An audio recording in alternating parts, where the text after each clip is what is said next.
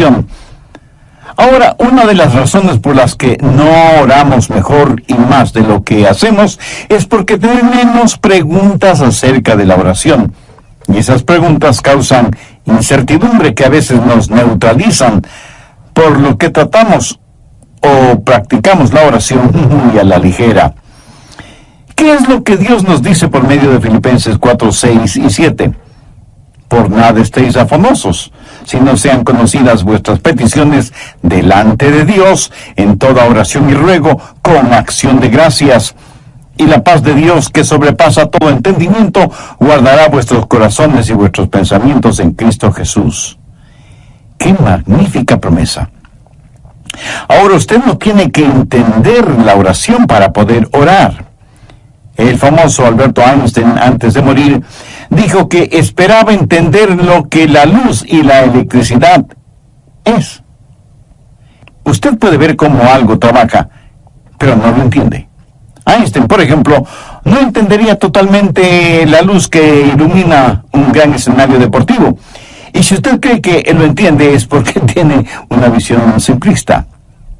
Porque usted no entiende lo que es la luz en su esencia, qué es y cómo trabaja. Pero no tiene que quedarse sentado en la oscuridad solo porque no entiende lo que es la luz, ¿verdad?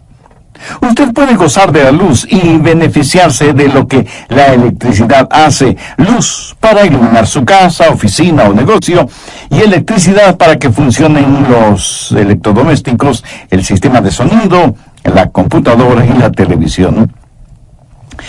Hay algunas preguntas válidas acerca de la oración, y en esta área ninguna pregunta es más importante que otra.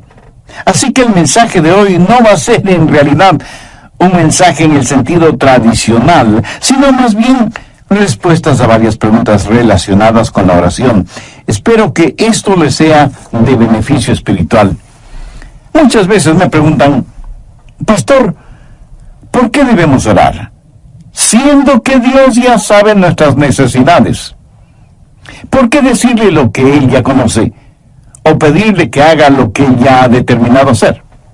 Bien, veamos Mateo 6, los versos 7 y 8. Jesús dijo, y orando, no uséis vanas repeticiones como los gentiles, que piensan que por su palabrería serán oídos. No os hagáis pues semejantes a ellos, porque vuestro Padre sabe de qué cosas tenéis necesidad antes de que vosotros le pidáis. Entonces, si Dios ya lo sabe, ¿por qué pedirle algo que Él ya conoce? Óigame, no oramos para impresionar a Dios.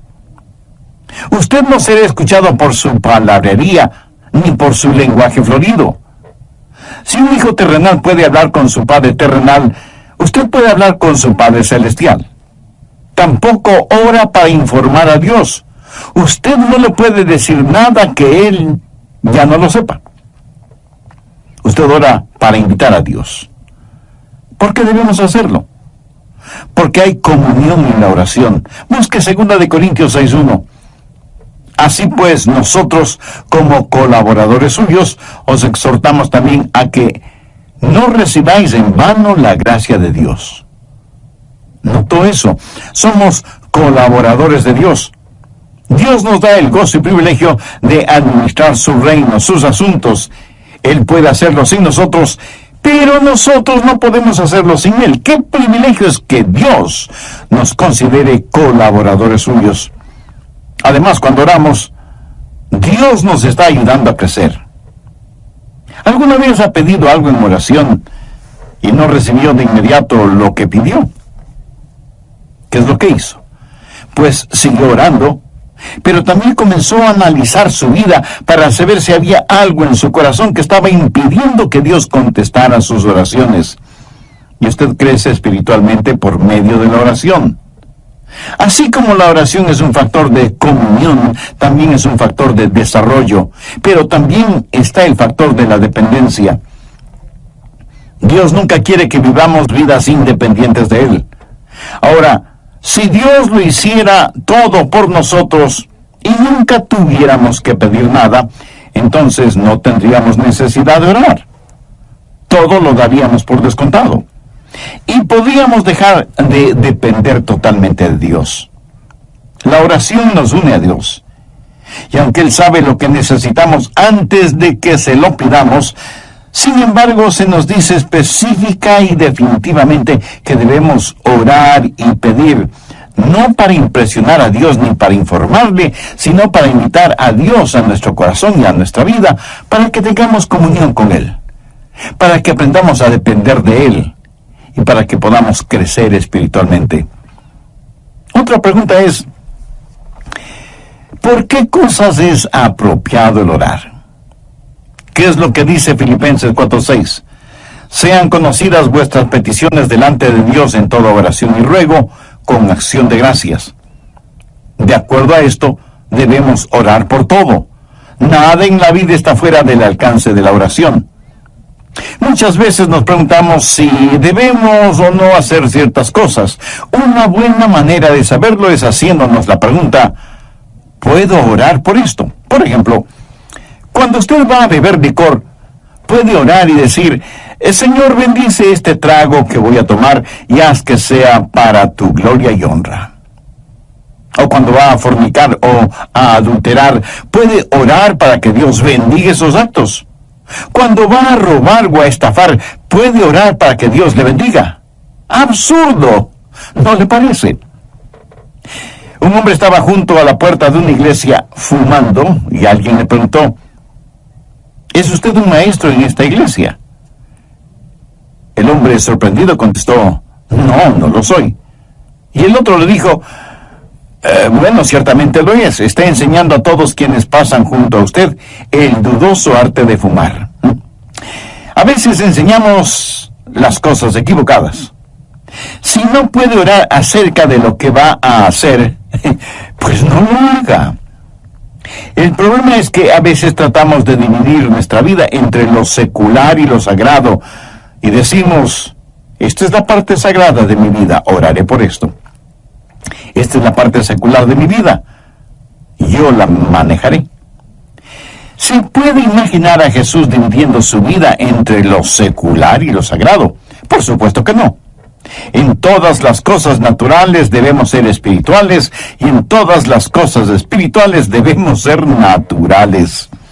Somos naturalmente sobrenaturales y sobrenaturales naturalmente. ¡Qué trabalenguas! No dividimos nuestras vidas en dos segmentos, el uno secular y el otro sagrado. Dividimos nuestras vidas entre lo espiritual y lo profano. Y si es algo profano, debe estar fuera del límite de nuestra vida. Si es algo espiritual, oramos al respecto, ya sea que eso esté en un nivel natural o sobrenatural. Ahora, ¿por qué cosas debemos orar? ¿Por todas? Usted me pregunta, ¿podemos orar por cosas sencillas? ¿Podemos orar por el sitio donde estacionar el carro? Por supuesto. No hay nada de malo en orar por cosas pequeñas o sencillas. Y si usted piensa que orar por cosas pequeñas o sencillas es una tontería, puede pensar en alguna cosa que sea demasiado grande o demasiado pequeña para Dios. No la hay. La cosa más grande sobre la que usted puede pensar es pequeña para Dios. Y si las cosas pequeñas son importantes para usted, serán también importantes para Dios. Pastor, usted dice que hay que orar por todo. Suponga que hay algo que quiero y sé que no es la voluntad de Dios. ¿Debo orar por eso? Pues con mayor razón. Dígale a Dios, Dios, algo no está bien en mí. Estoy deseando algo que es en contra de tu voluntad. Ayúdame a desechar ese deseo. Y ore con sinceridad. Sean conocidas vuestras peticiones delante de Dios en toda oración y ruego con acción de gracias. Pastor Rogers, ¿oye Dios las oraciones de una persona no salva? Bueno, en la Biblia leemos de un hombre que era religioso, pero no era salvo. Y ciertamente parece que Dios escuchó su oración. Vamos al libro de los Hechos, capítulo 10, desde el verso 1. Había en Cesarea un hombre llamado Cornelio, centurión de la compañía llamada La Italiana. Este Cornelio era un gentil, un pagano, pero note cómo se lo describe. Piadoso y temeroso de Dios con toda su casa, y que hacía muchas limosnas al pueblo y oraba a Dios siempre. Este vio claramente en una visión, como a la hora 9 del día, que un ángel de Dios entraba donde él estaba y le decía: Cornelio. Él, mirándole fijamente y atemorizado, dijo: ¿Qué es, Señor? Y le dijo: tus oraciones y tus limosnas han subido para memoria delante de Dios. Aquí está este hombre, no salvo, y Dios está consciente de sus oraciones. Entonces, ¿cuál es la diferencia entre un hijo de Dios que puede orar en el nombre de Jesús y un hombre no salvo para que Dios tenga misericordia? Dios ha dado promesas al Hijo de Dios en oración que no se las ha dado al no salvo. Veamos si puedo ilustrar esto. El presidente de un banco puede dar dinero para obras de caridad. No tiene que hacerlo. No hay ninguna ley que diga que debe hacerlo. Pero él puede decidir que eso es lo que él quiere hacer, dar dinero para obras de caridad. Pero si yo tengo mi dinero depositado en ese banco, puedo girar un cheque y espero recibir esa cantidad. ¿Ve la diferencia? Dios es soberano y Él puede oír las oraciones de una persona no salva. Pero nosotros que somos creyentes tenemos las más grandes promesas de oración y podemos girar cheques contra el Banco del Cielo y firmarlos en el nombre de Jesús, si es que estamos en la voluntad de Dios. A propósito, ¿por qué debemos orar en el nombre de Jesús? Porque Jesús mismo nos enseñó que debemos orar en su nombre. En Juan 14, los versos 13 y 14, Jesús dijo: y todo lo que pidiereis al Padre en mi nombre, lo haré, para que el Padre sea glorificado en el Hijo. Si algo pidiereis en mi nombre, yo lo haré. Esa parece una enorme promesa. ¿Quiere eso decir que cualquier cosa que pidamos en el nombre de Jesús, la tendremos? El último modelo de un Ferrari deportivo, una villa para vacaciones en la playa de Acapulco. ¿Tendré estas u otras cosas si las pido en el nombre de Jesús? No. Entonces, pastor, ¿qué significa orar en el nombre de Jesús? El nombre de Jesús representa tres cosas. Primero, aprobación. O sea, Jesús aprueba eso. Usted no puede pedir nada en el nombre de Jesús sin la aprobación de Jesús. En segundo lugar, autoridad. En las empresas, así como en las iglesias, hay personas encargadas de comprar lo que se necesita.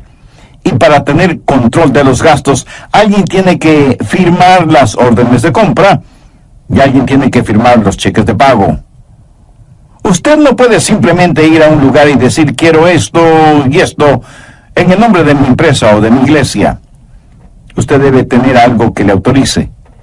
Alguna autoridad debe estar respaldando su pedido. Orar en el nombre de Jesús significa que usted tiene una orden de compra que ha sido aprobada y firmada por Jesús. Ahora, hay que tener mucho cuidado con gente inescrupulosa que, utilizando el nombre de Jesús, se aprovecha de la ingenuidad, de la credulidad, de la falta de discernimiento de muchas personas, aún de creyentes, para, con el cuento de en el nombre de Jesús y para ayudar a los demás, robarles el dinero. Lobos disfrazados de ovejas. Orar en el nombre de Jesús significa que es algo que Él ha aprobado, que Él ha autorizado, y tercero, algo con lo cual le aclamamos. Es para su honor, es para su gloria. Ahora, no todas las oraciones que se hacen en el nombre de Jesús son en realidad en el nombre de Jesús. Por ejemplo, veamos Hechos 19, los versos del 13 al 17.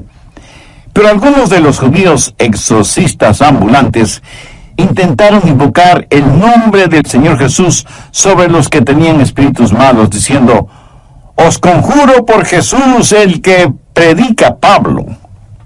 Había 7 hijos de un tal Esceva, judío, jefe de los sacerdotes, que hacía esto. Pero respondiendo el espíritu malo, dijo: A Jesús conozco y sé quién es Pablo. Pero vosotros, ¿quiénes sois? Y el hombre en quien estaba el espíritu malo, saltando sobre ellos y dominándolos, pudo más que ellos, de manera que huyeron de aquella casa desnudos y heridos. Esto fue notorio a todos los que estaban en Éfeso, así judíos como griegos, y tuvieron temor todos ellos, y era magnificado el nombre del Señor Jesús. ¿Qué es lo que esos 7 mercaderes espirituales estaban haciendo? Dijeron a los demonios: en el nombre de Jesús, del cual Pablo predica, te conjuramos a que salgas de este hombre. ¿Qué hay de malo en eso? Que no lo hicieron en el nombre de Jesús, porque ellos no conocían a Jesús. ¿No se atreve usted a pedir algo en el nombre de Jesús? Del Jesús que Adrián predica. Usted debe decir: en el nombre del Jesús que conozco y que es el Señor de mi vida. Usted no tiene ningún derecho de falsificar su nombre en cualquier cheque y orar por cualquier cosa que está fuera de la voluntad de Dios y del liderazgo del Espíritu Santo. Oramos siempre en el nombre de Jesús, del Jesús que conocemos como nuestro Salvador y Señor. ¿Nos da Dios siempre lo que pedimos? No. Y debemos agradecerle por eso. ¿Alguna vez le ha dado gracias a Dios porque no contestó sus oraciones? Pues mi amigo, debería. Veamos una interesante oración de Moisés en el libro de Números, capítulo 11, los versos del 11 al 15. Y dijo Moisés a Jehová: ¿por qué has hecho mal a tu siervo? ¿Y por qué no he hallado gracia en tus ojos, que has puesto la carga de todo este pueblo sobre mí? ¿Concebí yo todo este pueblo? ¿Lo engendré yo para que me digas: llévalo en tu seno, como lleva la que cría al que mama, a la tierra de la cual juraste a sus padres? ¿De dónde conseguiré yo carne para dar a todo este pueblo? Porque lloran a mí diciendo: danos carne que comamos. Yo no puedo solo soportar a todo este pueblo, que me es pesado en demasía. Y si así lo haces tú conmigo, yo te ruego que me des la muerte, si he hallado gracia en tus ojos, y que yo no vea mi mal. Esa fue su oración. Eso es lo que Moisés le pidió a Dios, que le quitará la vida. ¿Contestó Dios esa oración? No. Dios sabía que Moisés estaba sumamente presionado, y no era el primer caso de estrés en la Biblia. Moisés estaba preocupado por sí mismo. Estaba sintiendo el síndrome de la autoconmiseración. Algunas veces pedimos a Dios cosas equivocadas, y es por eso que Dios no nos contesta, y debemos agradecerle por eso. Ahora veamos Mateo 20, los versos del 20 al 22. Entonces se le acercó la madre de los hijos de Zebedeo con sus hijos, postrándose ante él y pidiéndole algo. Él le dijo: ¿qué quieres? Ella le dijo: ordena que en tu reino se sienten estos 2 hijos míos, el uno a tu derecha y el otro a tu izquierda. Entonces Jesús respondiendo dijo: ¿no sabéis lo que pedís? ¿Podéis beber del vaso que yo he de beber y ser bautizados con el bautizo que yo soy bautizado? Y ellos le dijeron: podemos. Pero ellos, Santiago y Juan, ni sabían ni podían. Ahora, note que el pedido para estar a la izquierda y a la derecha de Jesús en su reino no provino de ellos, sino de su madre. Y como toda buena madre, ella quería lo mejor de lo mejor para sus hijos. Y claro, muchas veces un amor ciego nos puede llevar a cometer actos egoístas. Muchas veces pedimos a Dios cosas que pensamos son buenas y correctas, pero sencillamente no lo sabemos. Esa es la razón por la que el Espíritu Santo tiene que interceder con gemidos que no pueden ser expresados. A veces pedimos y nuestra oración no es contestada. ¿Por qué? La respuesta es simple: porque hay pecado en nuestra vida. Veamos Isaías 59:2. Pero vuestras iniquidades han hecho división entre vosotros y vuestro Dios, y vuestros pecados han hecho ocultar de vosotros su rostro para no oír. Salmo 66:18. Si en mi corazón hubiese yo mirado a la iniquidad, el Señor no me habría escuchado. Note que el salmista no dice, si he pecado, el Señor no me escuchará. Pero aún la inclinación del corazón hacia lo malo ya es pecado, y Dios no nos escuchará. Si Dios contestara la oración de una persona que tiene iniquidad en su corazón, ¿sabe lo que Dios estaría haciendo? Animándonos a pecar. La razón por qué algunos no reciben contestación a sus oraciones no es porque piden lo que no deben pedir, sino porque hay pecado en sus vidas, pero no quieren reconocer la existencia de ese pecado. ¿Qué acerca de su hogar? Esposos y esposas, ¿fueron ustedes casados por un juez de paz o por el secretario de guerra? Veamos 1 Pedro 3:7. Vosotros, maridos, igualmente, vivid con ellas sabiamente, dando honor a la mujer como a vaso más frágil y como a coherederas de la gracia de la vida, para que vuestras oraciones no tengan estorbo. La clase de relación que usted mantenga con su cónyuge puede ser la razón de que sus oraciones no sean contestadas. Recuerde que si no aprendemos a perdonar a otros, Dios no nos perdonará a nosotros. A veces me preguntan, pastor, ¿cambia la oración la mente de Dios? Esta es una pregunta muy importante. Con claridad siempre respondo, no, la oración no cambia la mente de Dios. La oración no es para vencer la resistencia de Dios. La oración es para conocer y obedecer la voluntad de Dios.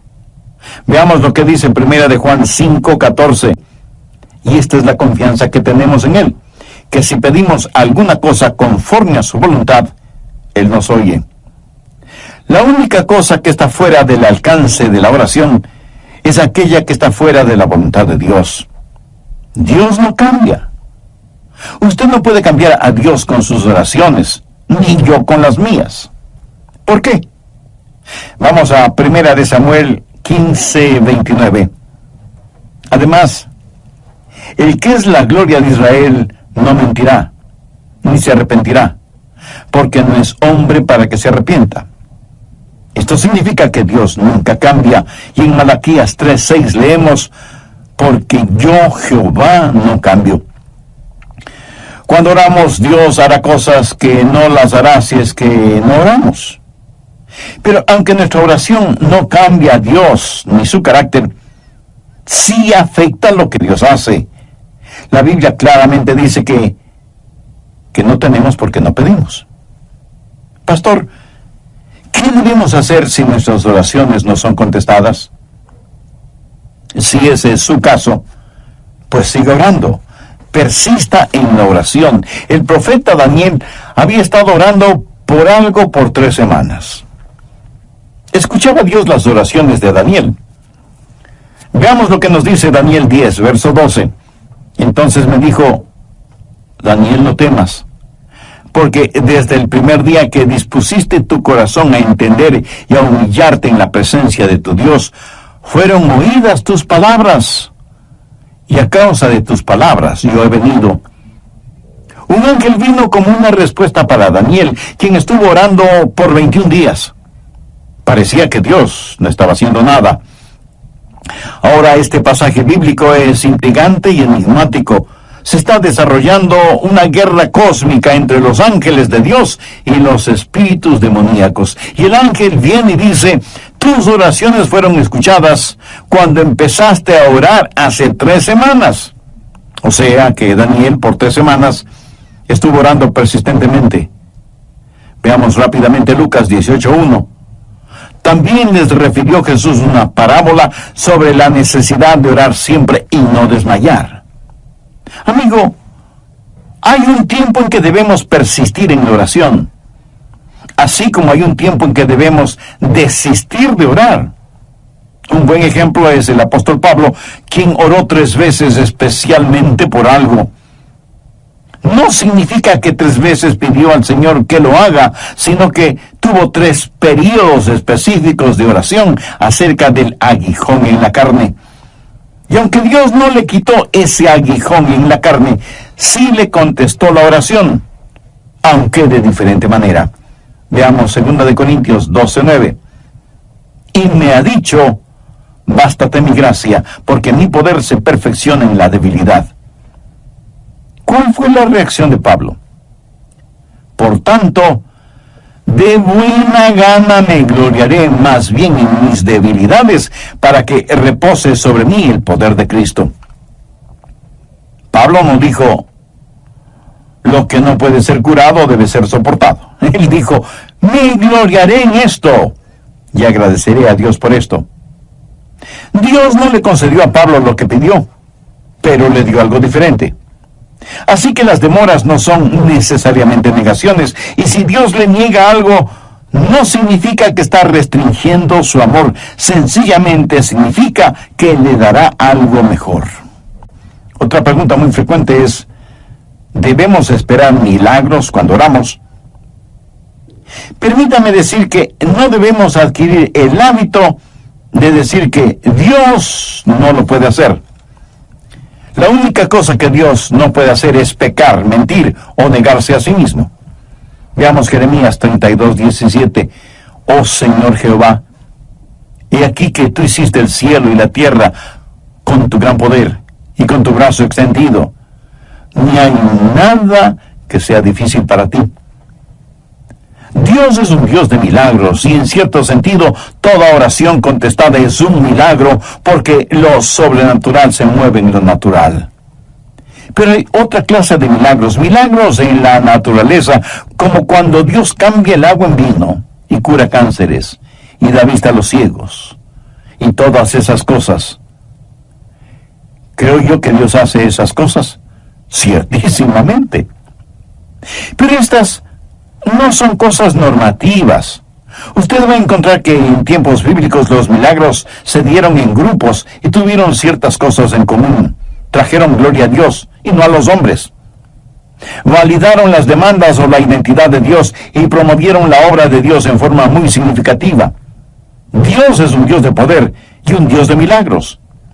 Y si Dios tiene un milagro para usted, le dará un milagro de fe. Y aunque no hago de lado los milagros, sí debo decir que no son normativos. Desde mi punto de vista muy personal, si Dios nos da el milagro más extraordinario, que es el perdón de nuestros pecados, la salvación y la vida eterna, ¿qué otro milagro podría ser más grande que este? Pastor Rogers, ¿pueden nuestras oraciones pasar por encima de la voluntad de otra persona? No, de ninguna manera. Dios le ha dado al hombre libre albedrío, y Dios nunca forzará la voluntad del hombre. Aunque algunos pseudoteólogos dicen que sí. Yo personalmente no lo creo. Veamos Apocalipsis. Usted, en uso de su libre voluntad, puede decir sí o no. Y es un dudoso privilegio el que usted tiene. Las personas deben aceptar a Dios por sí mismas. Si usted tiene familiares o amigos no salvos, usted puede orar por ellos, pero no puede forzar su voluntad sobre ellos. ¿Por qué oramos por ellos? Porque estamos en una guerra espiritual, y por medio de la oración podemos enfrentar el poder de las tinieblas, y pedimos la influencia de Dios en la vida de aquellos por quienes oramos. En el capítulo 17 de Mateo, los versos del 14 al 21, relatan la historia de un muchacho lunático. El padre había llevado a su hijo enfermo a los apóstoles, pero ellos no lo habían podido sanar. Por eso ahora buscan la ayuda de Jesús. En el verso 18 leemos: y reprendió Jesús al demonio, el cual salió del muchacho, y éste quedó sano desde aquella hora. Jesús trabajó en forma soberana y externa sobre ese muchacho. Cuando los discípulos le preguntaron a Jesús por qué ellos no habían podido curar al joven, Jesús les dijo: por vuestra poca fe. Porque de cierto os digo que si tuvierais fe como un grano de mostaza, diréis a este monte: pásate de aquí allá, y se pasará, y nada os será imposible. Pero este género no sale sino con ayuno y oración. Ahora, este no es un caso en que se forzó la voluntad del muchacho, sino que se le liberó de la posesión del demonio. Cuando oramos, no es que nuestra oración forza a la gente por la cual oramos a ser salva, sino que les quita la ceguera espiritual de sus ojos. Cada persona debe recibir a Cristo. Si Dios a la fuerza salvara a una persona, tendría que forzosamente salvar a todos los seres humanos sobre la faz de la tierra. Un amor a la fuerza es una contradicción de términos. Dios libera a la gente para que sea salva.